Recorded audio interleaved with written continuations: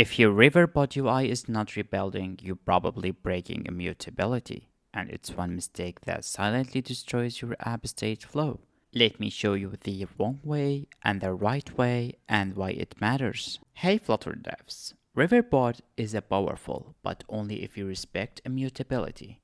One of the biggest mistakes developers make is mutating the state in StateNotifier.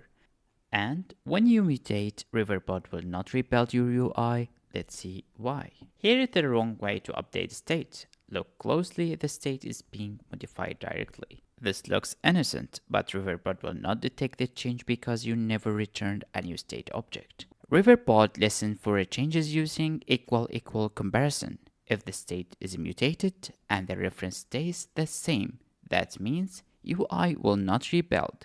Debugging becomes painful. Bugs appear randomly. Here is the correct way. Return a brand new state instance every time. Now the reference changes. Riverpod detects the update. Your UI rebuilds. Everything works as expected. Use a freezed or a manually immutable class. This guarantees no accidental mutation. Always treat a state as read-only. Always return new instance. Never mutate lists or maps. Just clone them.